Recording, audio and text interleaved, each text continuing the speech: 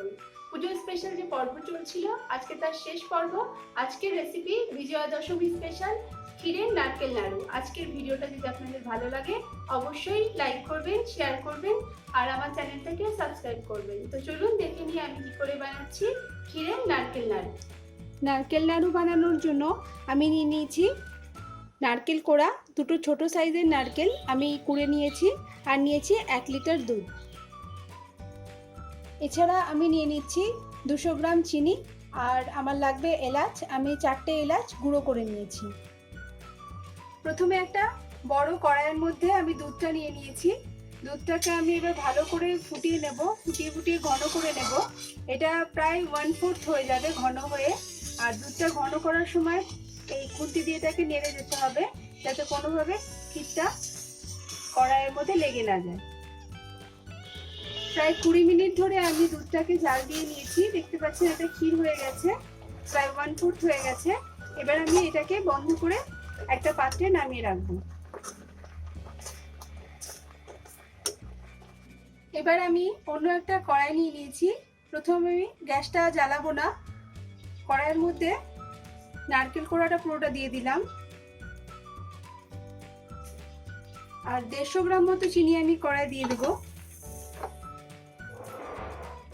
এটাকে আমি প্রথমে ভালো করে মাখিয়ে নেব।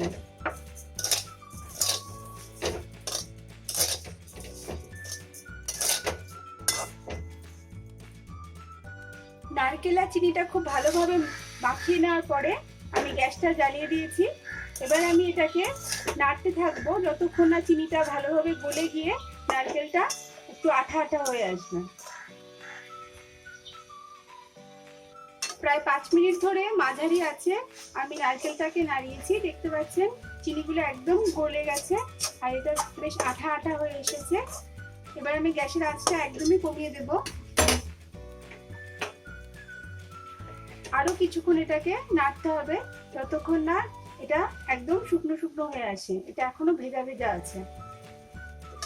আরো 5 মিনিট অল্প আছে নাড়িয়ে এটা দেখতে পাচ্ছেন একদম আঠা আঠা হয়ে এসেছে। এখন এটা খুব ভালো করে নাড়ানোও যাচ্ছে না, এতটাই আঠা হয়ে গেছে। এবার আমি এর মধ্যে ক্ষীরটা ঢেলে দেব।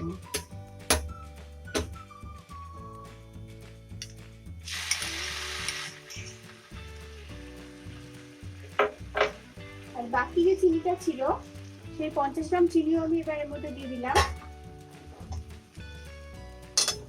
খুব ভালো করে এটাকে মিশিয়ে নিতে হবে। এবার আঁচটা কিন্তু এই সময় একদম অল্পই রাখতে হবে। আরো 6-7 মিনিট হয়ে গেছে, এটা এখন একদমই ড্রাই হয়ে গেছে। এবার আমি গ্যাসটাকে বন্ধ করে দেব।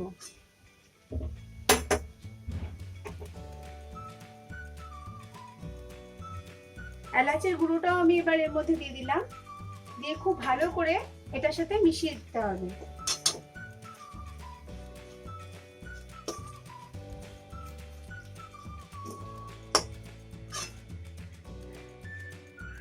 এলাচের গুঁড়োটা আমি খুব ভালো করে মিশিয়ে নিয়েছি।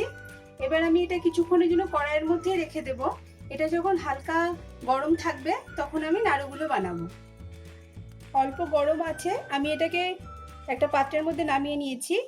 এবার আমি হাতের মধ্যে হালকা ঘি মাখিয়ে নেব, নিয়ে এইভাবে ছোট ছোট মন্ড করে নাড়ুগুলো বানিয়ে নেব।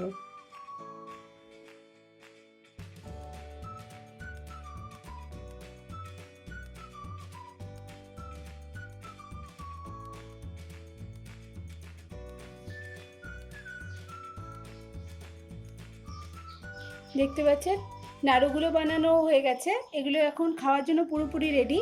আচ্ছা, একটা কথা বলে দিই, এই নাড়ুতে যেহেতু আমি ক্ষীর ব্যবহার করেছি তাই এগুলো ফ্রিজে রেখে খেলে 1 সপ্তাহ মতো ভালো থাকে, তার বেশি দিন রাখলে কিন্তু এগুলো নষ্ট হয়ে যেতে পারে। তো বন্ধুরা, আজকের ভিডিওটা আপনাদের কেমন লাগলো? আপনাদের মতামত অবশ্যই নিচের কমেন্ট বক্সে লিখে আমাকে জানাবেন। আর যারা প্রথমবার আমার ভিডিওটা দেখলেন অবশ্যই মনে করে আমার চ্যানেলটাকে সাবস্ক্রাইব করে দেবেন। নেক্সট সেশনে আবার নতুন রেসিপি নিয়ে দেখা করছি। নমস্কার।